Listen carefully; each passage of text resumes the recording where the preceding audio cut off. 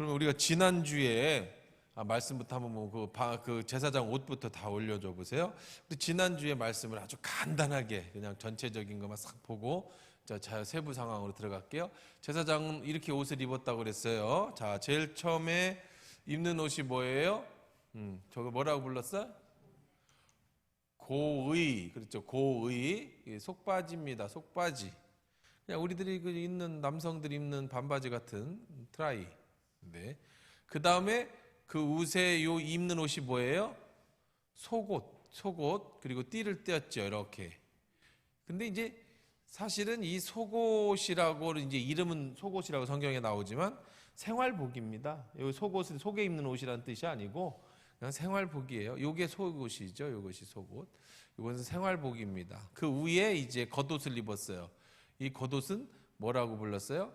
에봇이라고 붙였습니다. 그 밑에는 이제 이렇게 받침 이런 것이 있습니다. 그래서 여기는 금받침하고 성류하고가 이게 있습니다. 방울하고가.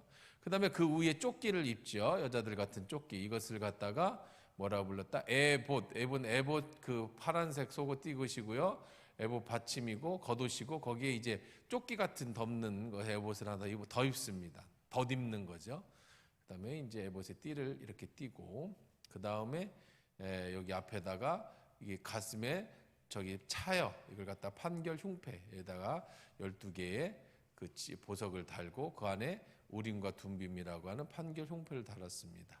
그다음에 이제 성패, 그래서 이마에 차고, 그다음에 머리에 두르고 관 이렇게 씌워서 전체적으로 입은 옷을 보면 이렇게 생겼습니다. 이렇게 머리부터 머리 이렇게 머리 두 건 썼죠. 띄었죠. 머리띠 띄었죠. 여호와께 성결하고 금패를 붙였죠. 그 다음에 이제 안에 요 흰 옷부터 보면 여기에 이제 속옷, 그 다음에 이 그 밑으로다가는 에봇에 금 성류와 금방울을 달았고 제사장의 겉옷은 파란색입니다. 그 다음에 이 에봇을 이렇게 입었는데 이거는 이제 앞치마 같은 거예요. 그리고 그 앞에는 띠를 띄었고 그 속에도 속띠를 띄었습니다. 그 다음에 12 제사 그 지파를 상징하는 보석을 달았고요. 그 다음에 이제 어깨바지 여기에다가 견장처럼 6개 12지파의 이름을 단 이 어깨바지를 달았습니다. 이게 이제 제사장의 통 옷이지요. 이렇게 생겼습니다. 그래서 오늘은 이제 옷은 무엇을 말한다고 그랬어요? 옷은 그 사람을 상징하는 거예요. 그 사람을 상징하는 거죠. 그래서 경찰은 뭐를 입어요? 경찰 제복을 입죠. 군인은 뭘 입어요? 군복을 입어요. 그래서 우리 아들도 휴가 나올 때 보니까 군복을 입고 나는데 이번에 보면서 우리가 이게 쓰는 계급장 달린 군모더니 이거 빨리 길거리에서 만나면 안 된대. 그래서 왜 그랬더니 그 베레모가 있는데 빨리 그 세탁기에 돌렸더니 쪼그라들어가지고 그래서 이걸 썼는데 이거는 군인이 외출할 때 쓰면 안 된대요. 이거는 그래서 전투할 때만 쓰는 전투 뭐니까 그렇다고 이게 조심조심 다녀야 된다. 걸리면 휴가 잘린다. 막 그래요. 아주 외출 나갈 때 외박 나갈 때도 꼭 입어야 될 옷을 정확하게 입혀요. 왜 그렇습니까? 그것이 군인을 나타내는 상징이기 때문에 그래. 그렇죠? 경찰은 경찰복을 입으면 큰 트럭도 어마어마한 트럭도 쓰라고 하면 서야 됩니다. 그 사람이 경찰복을 입어서 그 사람이 경찰이라는 걸 나타내는 거예요. 제사장은 뭐를 입었어요? 제사장 옷을 입었어요. 그래서 제사장인 것을 나타내는 것이다. 그래서 제사장은 지난주에 우리가 봤습니다. 예수 그리스도를 상징하는 것이 제사장이었다. 그래서 히브리서에 우리 대제사장에 대한 말씀을 나눴었습니다. 다시 듣게 하시고요. 다시 하면은 너무 시간이 많이 걸려. 중요한 얘기는 지난주에 다 나눴습니다. 그러면 이 제사장 옷을 입는데 왜 저렇게 입혔을까요? 패션쇼를 하려고 저렇게 입힌 거예요? 파란색도 이쁘고 이렇게 막 밑에다가 수술도 놓고 여기 옆에다가 이 보석도 받고 야 이쁘다 멋있다 그러려고 제사장을 저렇게 입힌 거는 아니겠지요. 그러면 왜 저렇게 입혔을까요? 왜 저렇게 입혔어요? 각각에 다 뭐가 있는 거예요? 다 의미가 있어요. 그 모든 의미는 다 그냥 쉽게 얘기해서 누구를 상징하는 거다?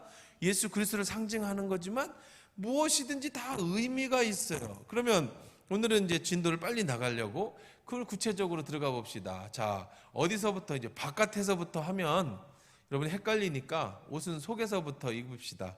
그래서 이제 읽다가 제가 이제 뒤에 안에 속옷부터 한번 볼게요. 출애굽기 28장 뒤에 39절만 읽읍시다. 시작. 너는 자 28절 39절 아까 읽던 부분이 뒷부분입니다. 거꾸로 해 나가려고 그래요. 자 39절 시작. 너는 가는 배실로 반포 속옷을 짜고 가는 배실로 관을 만들고 띠를 쏘놓아 만들지. 자 이쁘게 띠를 띄어서 속옷을 입는데 자 반포 속옷이라고 합니다. 속바지예요. 속바지. 근데 뭘로 만들어라? 네, 배실, 가는 배실로 짜는 거예요. 무늬를 넣어서 예쁘게 짜는 겁니다. 자, 제사장의 속옷은 속바지는 보입니까? 안 보입니까? 안 보이죠. 그러니까 안 보이니까 아무거나 입어서는 된다 안 된다는 거예요. 안 된다. 안 보여도 안 보이는데도 정확하게 입어야 돼. 제사장은. 왜 제사장은 안 보이는데도 정확하게 입어야 되느냐? 자, 뭘로 만들었다고 그랬어요? 여기 보니까 반포 속옷인데 뭘로? 배로 만들었어. 배. 무슨 배? 배인데 한 장 봅시다. 이렇게 보면 고이 반포 속옷입니다. 무슨 색이에요? 배가 흰색입니다. 흰색. 다 색깔도 의미가 있겠죠. 거룩함을 상징하는, 깨끗함을 상징하는 그 흰, 고의. 자, 그래서 42절 43절 한번 또 읽어봅시다. 자 시작.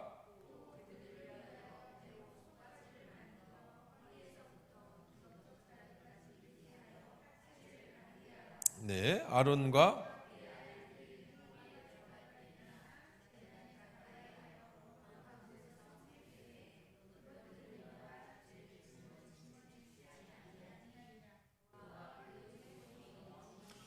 자 이거 재밌죠? 지금 속옷 고이 맨 안에 있는 트라이입니다. 그냥 딱 트라이예요. 하얀. 근데 삼각 팬티 말고 사각 팬티 해야 돼. 제사장이 삼각 팬티 입으면 안 돼. 이게 입는 게 정확하게 지정되어져 있어요. 그런데 더 중요한 거는요. 잘못 입으면 죽인대. 제사장이 옷을 잘못 입으면 죽는 거예요. 구멍이 났다든지 뭐 하여간 뭐가 잘못되면 죽어. 아니 무슨 빤스 잘못 입어서 빤스 잘못 입어서 죽는. 제사장은 빤스 잘못 입으면 죽어요. 이렇게 써 있잖아요. 뭐 다른 거 죽는다는 얘기 안 나오는데 여기서는 뭐라고 그랬어요? 43절에 아론과 그의 아들들이 회막에 들어갈 때나 제단에 가까이 하여 거룩한 곳을 섬길 때 그것을 입어야 죄를 짊어진 채 죽지 아니하리니 그와 그의 후손이 영원히 지켜라. 이걸 안 입으면, 제대로 안 입으면 뭐를 짊어진 채 죽는 거야? 죄를 짊어진 채 죽어요. 그 무슨 의미가 있을까? 자, 제사장의 속옷은 안 보입니다. 근데 누구는 보시죠? 하나님은 보셔요. 그런데 그걸 잘못 입으면 죽는다. 그 속옷은 이 무릎까지 가리는 하얀색으로 배로 짠 속옷이어야 된다. 여러분, 이거는 어떤 의미를 가지는 것 같아요? 여러분이 한번 맞춰보세요. 이게 무슨 의미가 있어요? 어떤 의미가 있을 것 같아요? 여러분들 이제 우리 세상 말로 짬밥이라는 게 짬밥.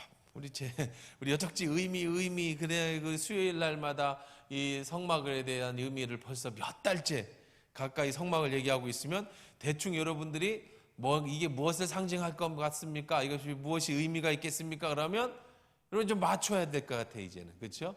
대충 맞춰야 될 것 같아. 자, 다시 한번 생각을 해볼게요.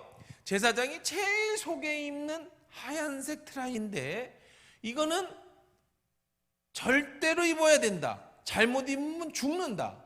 그건 흰색이다. 아무도 안 보인다. 그런데 죽고 싶지 않으면 제대로 입어라. 제사장이 뭐 여러분 대접받는다고 좋아할 거 없어요. 제사장도 이 제사장이 입는 옷은요. 이거는 몇백억짜리 옷이. 왜 그러냐면 이 보석들이 이게 보통 보석들이 아니거든요. 어쨌든 그러니까 와 좋겠다. 뭐 몇백억짜리 뭐 무슨 루이비통이니 이런 거 갖고는 상대도 안 돼. 명품 이런 거 갖고는 이건 말도 안 되는 그런 비싼 옷을 입는데 좋겠다가 아니야. 잘못 입으면 죽는다. 이건 아주 목숨 내놓고 입어야 돼. 무슨 의미가 있을까? 여러분이 한번 맞춰나 봐요. 이게 뭘 얘기할까요? 한 단어로. 응? 한 단어로 뭘까? 그리고 사실은 이 옷은요, 제사장 옷을 전부를 한 단어로 얘기할 수 있는 게 있어요. 그 단어를 맞추면 박수 쳐드릴게요. 아이스크림은 안 사주고 저울이니까. 한 단어, 정확한 단어를 맞추면 제가 박수 쳐드릴 거예요. 응? 누가 대답했어? 성결을 박수 한번 쳐주지. 야, 정확한 답이 나정숙 권사님 말씀하셨어요. 성결이라는 단어야. 성결. 이게 얼마나 중요하냐면 성결교단도 있잖아. 장로교가 있는 것처럼 성결교단도 있잖아. 성결하다는 뜻은 내가 지금 제사장이 그냥 간단한 얘기죠. 우리 지난번에 얘기했잖아요. 하나님과 이제 뒤에 한 번 더 나올 거예요. 전문 히브리어까지 같이 해서 미리 할까요? 귀찮아. 그때 되면 하고. 자, 하나님이 있고 사람이 있어요. 하나님과 사람 사이에는 함께 할 수 없는 공간이 있어요. 왜냐하면 인간은 뭐가 있고 죄가 있고 하나님은 죄가 없으셔요. 이거는 어둠이에요. 죄는. 하나님은 빛이세요. 그러면 빛과 어둠은 같이 있을 수가 없어요. 깜깜한 밤에 스위치를 탁 켜면 어둠이 싹 사라지지만 스위치를 다시 자려고 딱 끄면 어둠이 싹 몰려오는 것처럼 어둠과 빛은 같이 공존할 수가 없어요. 하나님은 빛이시고 인간은 어두워. 그래서 서로는 인간의 죄 때문에 이 사이에 다리가 필요한 거예요. 이어줄 수 있는 다리. 이걸 중보라고 얘기합니다. 이 다리가 필요한데 이 다리를 하나님과 인간의 다리를 어떻게 누가 놓느냐는 거예요. 누가 놓느냐? 사람은 놓을 수가 없죠. 왜요? 자기 죄도 해결 못하는데 어떻게 하나님 사이에 중간 역할을 해주겠느냐고. 그래서 하나님께서 상징적으로 예수 그리스도가 오실 것이에요. 제사장으로 우리 히브리서에서. 그런데 이 중보를 여기는 이제 하나님께서 상징으로 예수 그리스도 오실 예수님에 대한 상징으로, 구약은 신약의 상징이라고 그랬잖아요. 그림자라고 그랬잖아요. 상징으로 이 예수님과 닮은 누구를, 인간을 한 명을 선택해요. 그게 누구예요? 아론이라고 하는 사람의 자손들인 제사장이에요. 이 제사장이 하나님과 인간 사이에 중보 역할을 해줘요. 그럼 무슨 역할을 하냐? 인간의 소원을 아뢰고 인간의 죄를 하나님 앞에 용서함을 받고 하나님의 축복을 인간에게 내려주는 이 중간 역할을 해주는 거죠. 이 제사장입니다. 그래서 나중에 이 제사장이 타락을 하죠. 그래서 더 이상 하나님과 중보 역할. 그래서 완벽한 인간이지만 죄가 없으신 완벽한 중보자가 나타나요. 제사장이 나타나시죠. 그게 바로 누구라고? 예수 그리스도. 왜 예수가 인간의 몸을 이끌고 와야 되는지에 대한 분명한 해답이 여기 나오는 거예요. 어느 누구도 인간과 하나님 사이에 중보를 할 수가 없어. 이만희는 절대 우리의 중보자가 될 수 없어요. 보혜사가 될 수 없어요. 왜? 지난번에 이만희 잘못했다고 무릎 꿇었잖아요. 코로나 때. 하나님이 무릎 꿇어버렸잖아. 그거 어떻게 하나님이 무릎을 꿇으면 우리한테 어떻게 중보를 해? 자기가 살겠다고 잘못했다는데 그게 어떻게 중보자가 돼? 자기가 잘못했다고 비는 사람이 어떻게 내 죄를 가지고 해결을 하냐고. 아무도 안 돼. 아무도. 나도 안 되고 누구도 안 되는 거예요. 그러니까 여러분 이단에 빠지지 않는 방법은 아주 간단한데요. 요거 하나만 안 놓치면 돼. 자기가 하나님과 우리 사이에 역할을 해준다라고 하면 다 이단이야. 다. 그게 누가 됐든 다 이단이야. 왜? 자기 자신의 죄도 해결 못하는데 어떻게 내 문제를 해결해 주냐고. 오직 우리의 문제를 해결해 줄 수 있으면서 또 하나님이시면 우리의 문제를 해결해 줄 수 없어. 중보 역할을 할 수가 없어. 왜? 우리를 모르니까. 절대 여기와 여기는, 그러니까 완벽한 인간이신 하나님이 이 땅에 오신 것이 바로 예수 그리스도야. 이분을 나타내는 것이 제사장이에요. 그러려면 이 상징적인 이 제사장이 가장 중요한 핵심 요소는 뭐여야 되겠어요? 이 뭔 문제를 해결해야 돼요? 죄의 문제를 해결해야 되잖아.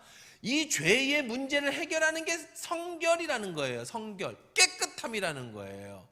하나님이 인정해 주시는 죄를 없애 주시는 거죠. 근데 그러면 이 제사장은 자기 문제를 어떻게 해결합니까? 그래서 하나님께서 예수님을 대신해서 양을 잡고 소를 잡아서 상징적으로 이들의 피로 뭐를 드려요? 제사를 지내요. 무슨 제사를 드리는 거죠? 속죄. 나의 죄를 속아서 내가 죽어야 되는데 누가 죽어?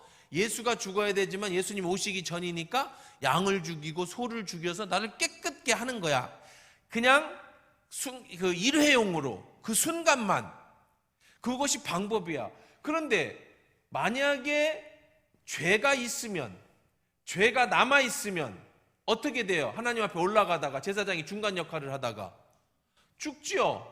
그러니까 철저하게 제사장은 어떤 역할을 해야 돼요? 인간과 하나님 사이에서 중보 역할을 하려면 철저하게 뭐 해야 돼? 성결해야 돼. 깨끗해야 돼. 뭐 하는 동안은? 제사를 지내는 동안에는.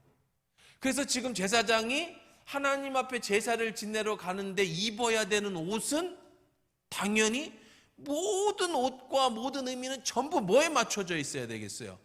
성결에 맞춰져 있어야 돼. 자, 그러면 속옷부터 다시 들어간 거예요. 속옷은 왜 하얀색이에요? 흰색.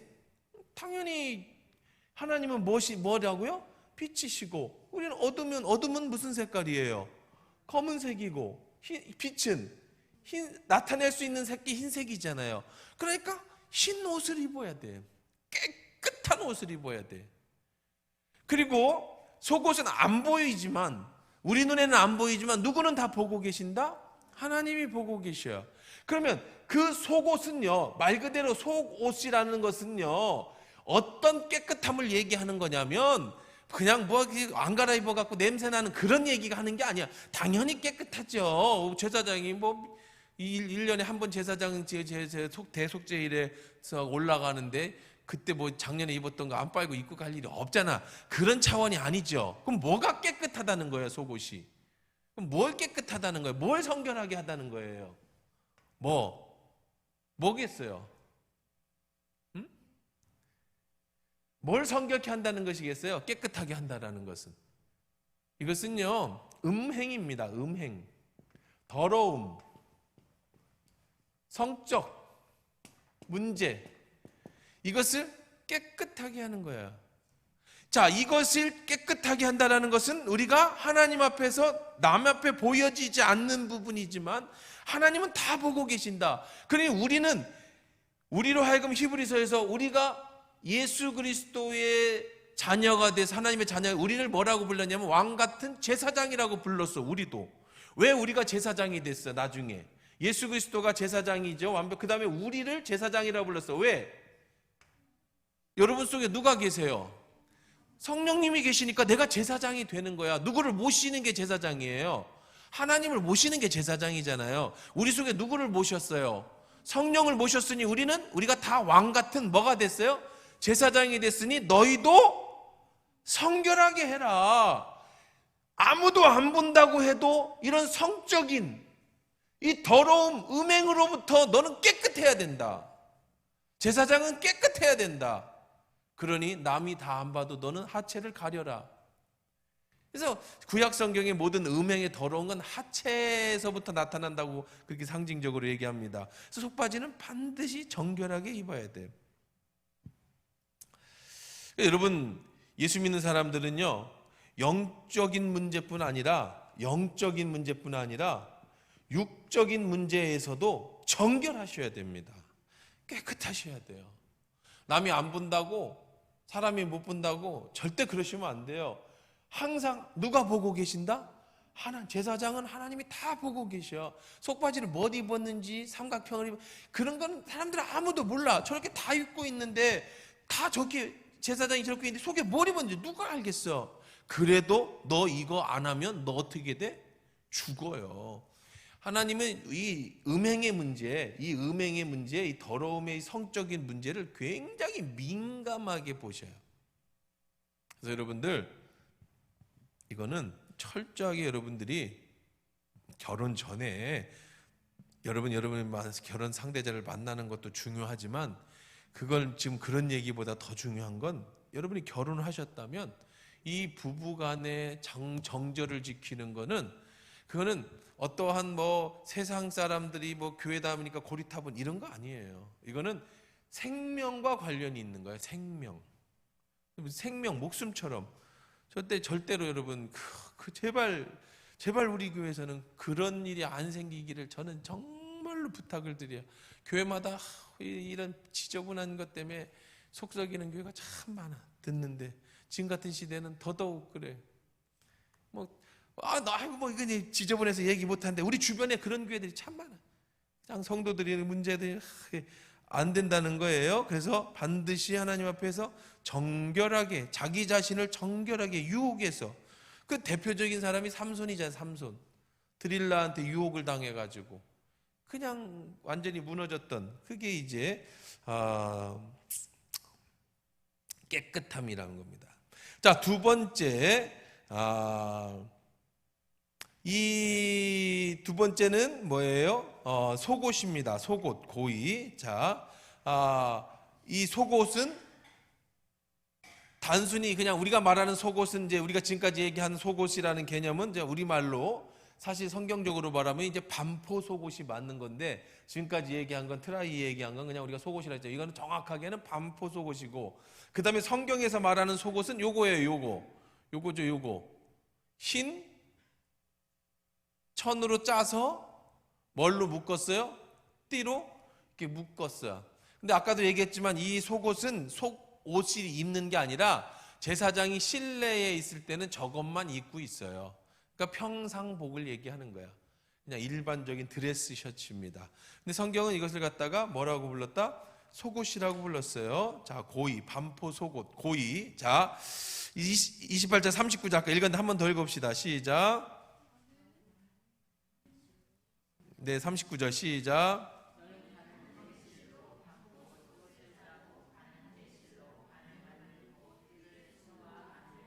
너는 아론의 자손을 위하여 속옷을 만들며 그들을 위하여 띠를 만들며 그들을 위하여 관을 만들어 영화롭고 아름답게 하되, 너는 그것들로 내 형 아론과 그와 함께한 그 아들들에게 입히고 그들에게 기름을 부어 위임하고 거룩하게 하여 그들의 제장집게 해라. 아름다운 속옷을 입혀라. 자, 아름다운 것을 입혀야 돼요.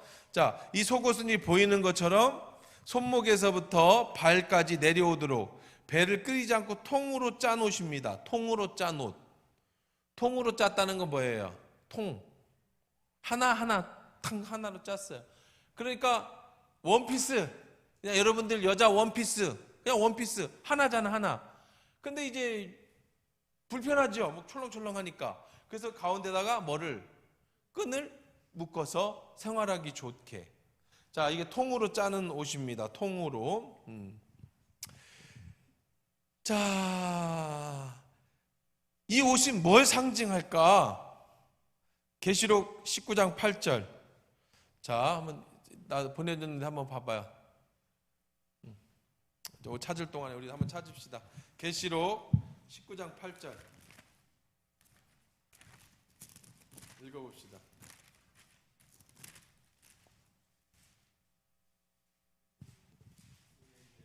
같이 8절 읽어봅시다. 시작. 그에게 빛나고 깨끗한 세마포 옷을 입도록 허락하셨으니 이 세마포 옷은,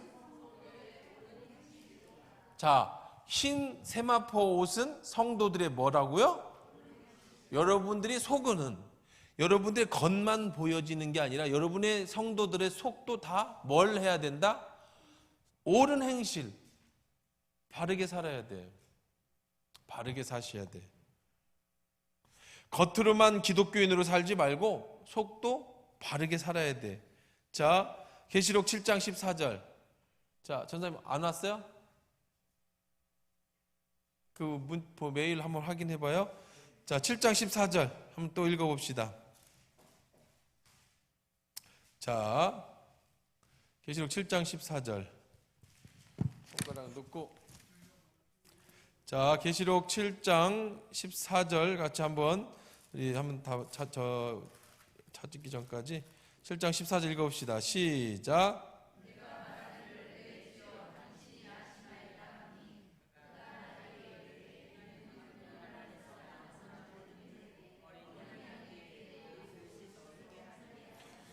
흰 옷을 입어야 돼요. 우리 성도들은 흰 옷. 이 흰 옷은 성도들의 옳은 행실이었어요. 그렇지만 우리는 원래 뭐였죠? 어둠의 자녀였죠. 그런데 어떻게 우리가 예수님 만날 때 흰 옷을 입고 주님을 만나게 돼요? 여러분이 착한 일을 해서? 아니죠. 뭘로 휘어졌어 우리는? 어린 양의 피로 씻었으면 빨개지는데 어린 양의 피로 세탁을 하니까 옷이 어떻게 되었어요? 휘어졌다. 그러니까 여러분이 착한 행실로 구원을 받는 것은 아니에요. 여러분이 착한 행실로 옷을 입는 건 맞지요. 그렇지만 그 옷이 하얘진 거는 뭘로 됐어요? 예수의 피로 된 거예요. 그러니까 여러분이 아무리 착하게 해도 천국 못 가요. 뭐가 없으면? 예수의 보혈의 피가 없으면. 착하게 사는 사람 천국 못 가요. 그러면 막 화내요. 뭔 소리냐? 예수 믿는 사람이 더 나쁜 사람이 얼마나 많은데 나는 뭐 죄도 안 짓고 내가 아는 예수 믿는 사람은 더 나빠 막 그러면서 근데 그 사람은 나쁜 짓 많이 했는데 천국 가고 나는 그 사람보다 착한 일 많이 했는데 지옥 간다고? 이거 너무 기독교가 편파적인 거 아니야? 상식이 안 맞는 거 아니야? 그렇게 말할 수 있죠. 세상 사람들 그럴 수 있습니다. 근데 누가 죄를 많이 졌느냐 적게 졌느냐로 천국을 가는 문제가 아니에요. 죄가 있느냐 없느냐로 천국을 가는 거예요. 죄는 하나님은 의라서 하나님이 계신 천국은 의로워서 죄가 있으면 못 가요. 그러면 죄가 많이 진 사람은 못 가고 적게 진 사람이 가는 게 아니라고. 하나라도 있으면 못 가. 근데 그 죄는 뭘로 깨끗해져요? 예수의 보혈의 피로 깨끗해지는 거예요. 그러니까 여러분이 예수 보혈이 아니고는 여러분이 죄가 씻음 받을 수가 없어요. 요즘 제가 많이 느끼고 많이 듣는 건데 참 제가 아주 이걸 가지고 굉장히 요즘에 아주 제가 생각하는 가장 핫한 이슈예요. 저한테 있어서 요즘에 최근에 가장 핫한 이슈가 뭐냐면 정말 많은 목사님들이 정말 많은 장로님들이 정말 많은 성도들이 예수의 보혈의 피를 진짜로 믿지를 않아요. 난 너무 놀랐어요. 예수님이 나의 죄를 씻어줬다라는 그 사실이 머리로는 알고 학문적으로는 아는데 이게 정말로 믿어지지 않는 사람들이 너무 많다는 거예요. 어떻게 알아요, 목사님? 그의 말과 행동을 보면 알 수 있어요. 그들의 삶을 보면 알 수 있어요. 예수의 보혈로 피 씻어진 사람은 그렇게 말하지 않아요. 예수의 보혈의 피를 아는 사람은 그렇게 행동하지 않아요. 예수의 보혈의 피가 뭔지 아는 사람은 그렇게 신앙생활하지 않아요. 그런데 목사도 장로도 집사도 예수의 보혈의 피가 내 죄를 씻었다라는 그 진짜가 정말로 경험되어지지 못하고 머리로만 알고 지식으로만 알고 그렇게 행동하고 살아가는 사람이 정말 많다는 거예요. 옛날에는 몰랐어요, 그런 줄. 왜? 저는 그냥 우리 교회 목사니까 우리 교회 성도들만 바라보고 그냥 설교하고 그래서 주변을 모르다가 이제 어느 정도 이제 사람들을 만나게 되고 그들의 이야기를 들어주고 다른 교회 문제를 좀 해결해 주려고 노력하고 다른 목회자들의 어려움을 좀 도와주려고 만나보고 사람들의 얘기를 들어보고 눈을 좀 옆으로 돌려보니까 근본적으로 예수 보혈의 은혜를 경험하지 못한 사람들이 의외로 너무 많다는 거야. 여러분, 예수 보혈로 아니면 우리 죄 씻음 받을 수가 없어요. 이걸 머리로 이해하는 게 아니에요. 정말 내 자신이 철저하게 깨져본 사람, 내가 정말 아무것도 아니라는 존재를 깨닫고 예수 보혈의 은혜로 내가 죄 씻음을 받아서 나 같은 자가 감히 하나님을 아버지라고 부를 수 있다라고 하는 이 거룩한 자리에 참여한 그 경험이 없으면 지식으로는 여러분 천국에 이르지 못하는 거예요. 그럼 어떻게 해야 그 십자가의 은혜를 알 수 있습니까? 선물입니다. 기도하셔야 돼. 주님, 그 주님의 십자가가 내 가슴에 깊이 다가오게 해주십시오. 그럼 십자가를 아는 사람인 거, 아는 것과 모르는 차이는 뭡니까? 본인이 알아. 십자가의 은혜를 경험해 보기 전과 그 후에 내 삶이 어떻게 바뀌었는지 본인이 아는 거예요. 그게 있어야 돼. 이론만 가지고는요, 예수님의 보혈, 십자가 공부한 것만 가지고 성경을 가지고 그 경험이 없으면 어떤 문제가 생기냐면 인생의 문제를 만나고 어떤 큰 어려움을 겪을 때 해결 방법을 못 찾아. 어디로 가야 될지 알 수가 없어요. 왜? 그 십자가의 은혜를 모르거든요. 근데 어떤 사람이 이렇게 얘기해. 어떻게 예수님의 십자가를 모르고 신앙생활을 해요? 할 수 있어요. 아니, 많은 사람들이 그렇게 하고 있어요. 성도들의 옳은 행실은요, 우리의 거룩한 세마포 옷은요, 예수 십자가의 보혈로 씻어지는 거예요. 깨끗해지는 거예요. 그냥 아주 결론적으로 아주 단순하게 말해서 나 같은 죄인이 감히 하나님 아버지라고 부를 수 있다라는 그것을 깨닫는 것이 십자가의 은혜예요. 근데 이거는 설명해서는 모르고요, 본인이 경험해야 돼요. 어떻게 경험할 수 있습니까, 목사님? 기도하라고요. 기도. 주님, 제게 십자가의 은혜를 깊이 깨달을 수 있는 은혜를 주십시오. 믿음 내게 주옵소서. 머리로만 알고 있는 십자가가 아니라 정말 나를 위해서 피 흘려 주신 그 예수의 십자가가 가슴 깊이 내게 다가오게 해주십시오. 이렇게 기도하시고요. 그 다음에 아는 것 같기도 하고 모르는 것 같기도 한데요. 그러면 확실히 알게 해달라고 기도하면 좋을 것 같아요. 자, 그 다음에 22장 14절입니다. 계시록 22장 14절 읽어보시죠. 시작.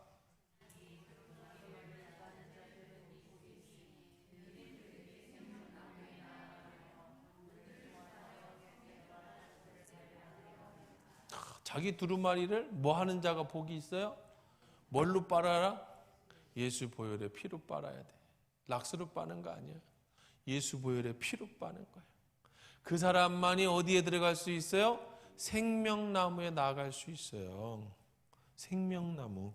생명나무가 뭐냐면 하나님이 에덴 동산을 처음 창조하실 때 많은 과일들을 많았어요. 근데 동산 중앙에 선악을 알게 하는 선악과를 하나 심으셨고 그 옆에 영원히 먹으면 죽지 않는 생명나무를 심으셨어요. 이것이 아주 중요한 나무예요. 그 외에 뭐 여러 과일들이 있어요.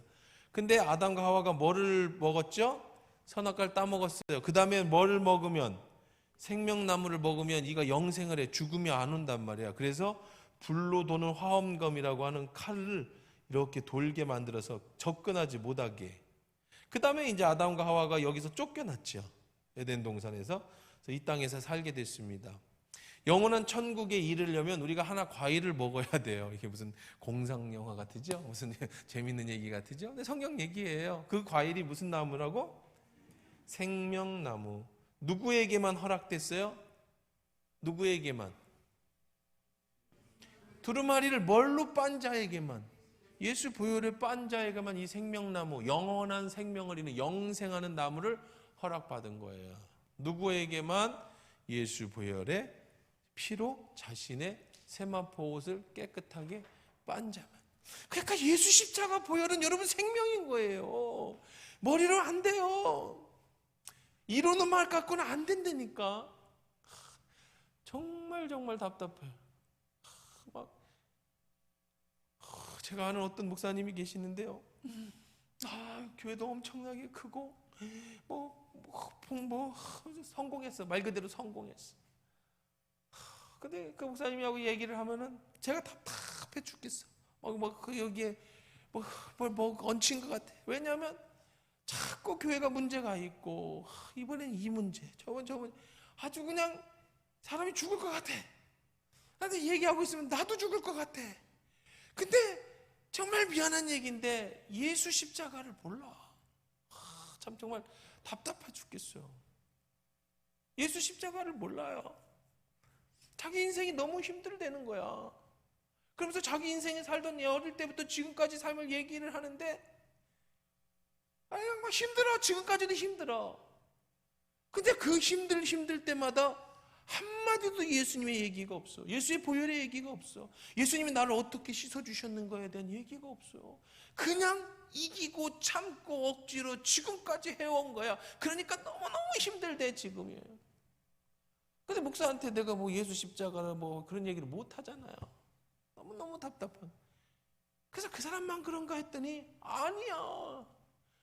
교회 장로가 됐든 뭐 누가 됐든 왜 몰라요? 제자 훈련도 받고 막 어릴 때부터 예수 십자가 뭐 성경에 예수의 피밖에 없네 뭐 쇼를 다 했어. 노래도 엄청나게 많이 했는데 진짜 예수 보혈로 내가 씻음 받고 내가 거듭났고 내가 변화됐다라고 하는 그 뜨거움과 그 변화의 경험이 없는 거야.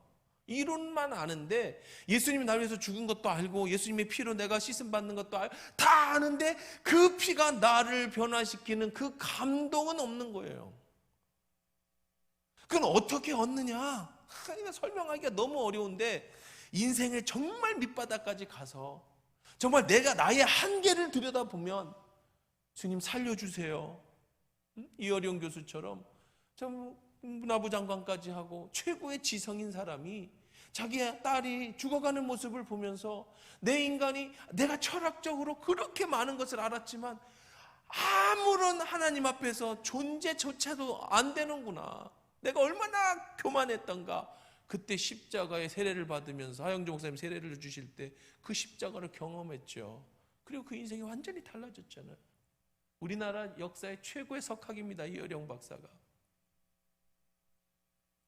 그것처럼 정말 내가 무너진 어떻게 됐든 학문적으로 무너지든 아니면 인생의 큰 위기 앞에서 무너지든 아니면 기도하는 가운데 내 죄가 정말 성령님이 내 죄를 깨닫게 해주셔서 그것으로 무너지든 뭐가 됐든 간에 어떻게 됐든 간에 나라는 존재가 어떤 존재인지 내가 얼마나 죄가 많고 더러운지 그리고 이 죄 때문에 내가 정말 나는 정말 아무것도 아닌 존재로구나 하는 걸 깊이 깨닫고 그 죄가 예수의 십자가로 씻어지는 그 경험. 그래서 나의 나 된 것이 하나님의 은혜로였구나. 내가 이렇게 산 것이 정말 하나님의 은혜였구나. 주님 나는 당신이 도와주시자면 나는 숨조차 셀 수 없는 겁니다. 그러니 하나님 불쌍한 나를 도와주세요. 이 경험이 있는 사람이야말로 이 예수의 생명나무를 먹고 영생할 수 있고 자신의 죄를 씻을 수 있는 그 사람이라는 거예요. 오늘 새벽에도 오늘 묵상에서도 그런 얘기 했잖아요.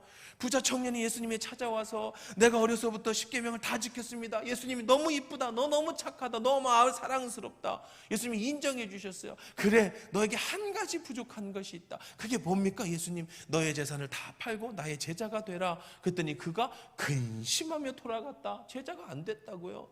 그 예수님께서 제자들에게 하신 말씀, 부자가 하늘나라 가기는 영생을 얻기는 낙타가 바늘구멍을 통과하는 것보다도 어렵구나.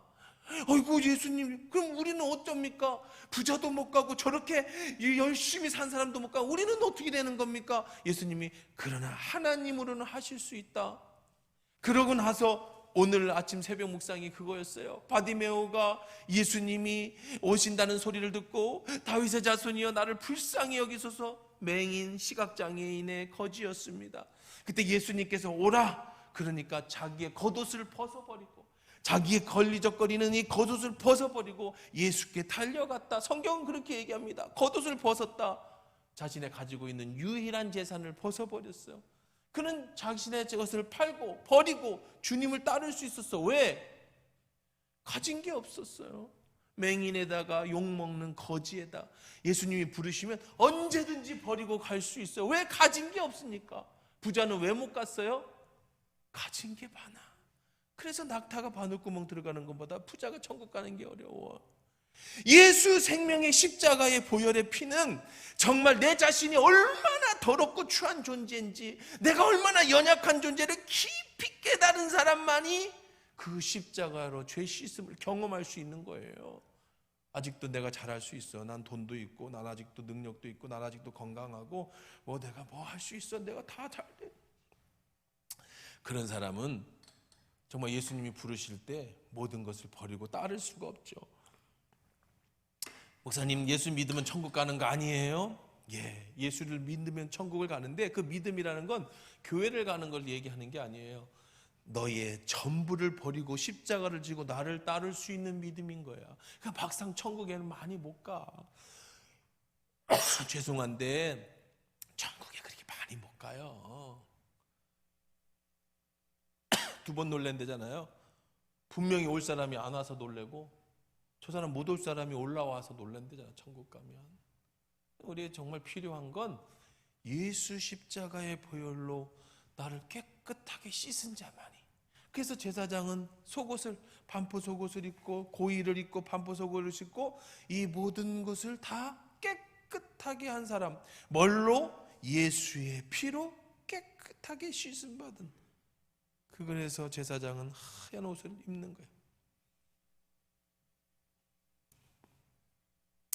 에봇 받침, 그 성류, 그리고 구슬, 그 딸랑이, 그 다음에 청색 겉옷 위에다 입는 거는 다음 주에 그렇게 하도록 그렇게 하겠습니다. 시간 금방 가잖아, 그렇죠? 수요예배 금방 가. 벌써 끝나야 돼. 자, 정리해 볼게요. 제사장이 입는 이 고의 그리고 속옷은요, 사실 고의 같은 경우는 아무도 보지 않는 것입니다. 하지만 이것을 잘못 입으면 죽음에 이르러. 우리들의 흰 옷은 무엇을 상징한다고? 성도들의 옳은 행실이에요. 예수 믿고 구원받은 사람은요, 하나님 앞에 정직하게 살려고 노력하고, 특히 이런 성적인 문란함으로부터 여러분 반드시 지키셔야 됩니다. 그 다음에 어떻게 살아야 돼요? 우리의 인생에 있어서 예수의 보혈의 피로. 그렇다고 내가 뭐 마음대로 살 수 있는 건 아닙니다. 내가 그럼에도 죄를 짓죠. 때가 묻어요. 때가 묻으면 우리는 이 죄 때문에 하나님의 영광에 이르지 못해요. 우리는 생명나무를 먹을 수가 없어요. 그런데 방법이 하나가 있어요. 바로 이 속옷을 깨끗하게 빠는 거야. 뭘로 빨아요? 예수 보혈로 빨아. 이 십자가의 은혜를 경험한 사람은 날마다 죽지요. 바울은 나를 날마다 죽는다고 표현합니다. 새벽에 나와 기도할 때마다, 집에서 기도할 때 어떤 문제 앞에서 주여 나를 불쌍히 여겨 주십시오. 제가 또 이렇게 죄를 짓습니다. 주님, 제가 또 이렇게 연약합니다. 그러나 오늘도 예수의 십자가에 힘입어서 다시 일어섭니다. 주님, 힘 주시고 능력 주십시오. 이런 사람은 교만해질 수가 없어요. 왜? 나의 나 된 것이 하나님의 은혜인데 내가 어찌 교만해집니까? 이런 사람은 좌절하지 않아요. 큰 위기 앞에서 인생 포기하지 않습니다. 왜요? 어차피 나는 그런 존재였는데 예수님의 십자가로 나를 구원해 주셨으니 내가 어찌 낙심하겠습니까? 오늘도 예수의 힘입어서 일어섭니다. 그런 거예요. 이게 없으면 학문적 지식은 어느 순간까지는 잘 가지만 인생의 큰 위기를 만나면 와르르 무너질 수밖에 없어요. 오늘도 그 예수의 십자가로 여러분 새롭게 되어지기를. 이 십자가를 통과한 사람만이 천국을 볼 수 있고요. 이 십자가를 통과한 사람이 천국의 소망을 가질 수 있고요. 이 십자가를 통과한 사람만이 삶의 의미를 바르게 알고요. 이 십자가를 통과한 사람이 어떻게 살지 날마다 고민해요. 이 십자가를 통과하지 않은 사람은요, 그저 학문적으로 성경을 알 수 있어도 내 습관적으로, 내 사고방식으로, 내 생각으로 판단하고 결정하고 내 방법대로 예수를 믿죠. 그러니 그에게는 변화가 일어나는 게 없어요. 그러니까 늘 교만하고, 그러니까 늘 좌절하고, 기복이 호라락 내리라. 어떨 때는 한없이 교만했다. 어떨 때는 또 그냥 쳐져서 그냥 인생 다 살 것처럼 하다가 늘 맨날 호라락 내리락 인생 삶이 이래요. 뭐가 없어서 그 십자가의 보혈을 붙잡지를 못했어요.